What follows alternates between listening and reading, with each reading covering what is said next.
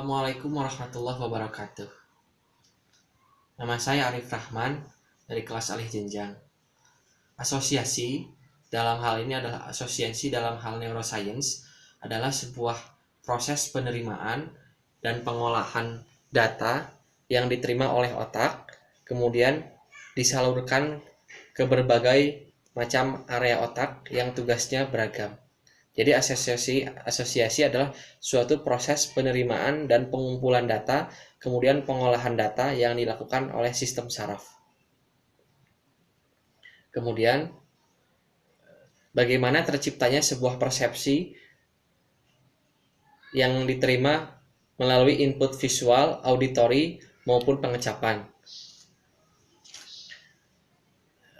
Misalnya, sebuah objek didekatkan ke depan mata, kemudian mata menerima impuls tersebut, lalu meneruskan ke otak, kemudian otak menerima dan disimpan di bagian asosiasi sensor yang letaknya ada di parieto temporal.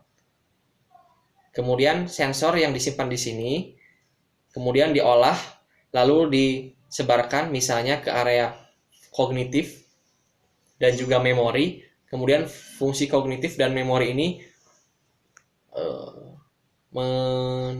mencocokkan data mana yang cocok dengan objek tersebut. Misalnya objek tersebut adalah sebuah kartu berwarna kuning. Kemudian diterima oleh mata.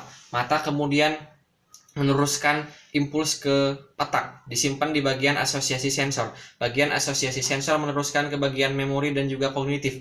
Kemudian memilah data. Kemudian dicocokkan. Kemudian data tersebut dikirimkan lagi ke otak, lalu ke mata, lalu mata membaca bahwa ini adalah berwarna kuning. Begitu pula dengan auditory maupun dengan pengecapan.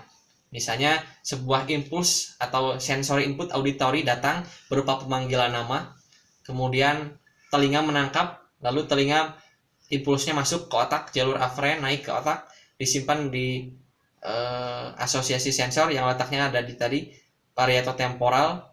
Kemudian di area ini diolah, kemudian dimasukkan lagi ke bagian kognitif bahwa itu adalah nama saya, kemudian ke bagian memori bahwa itu nama saya adalah si A, kemudian hal ini diteruskan lagi ke telinga sehingga telinga menerima bunyi pemanggilan nama. Sepersekian detik terjadi impuls tersebut.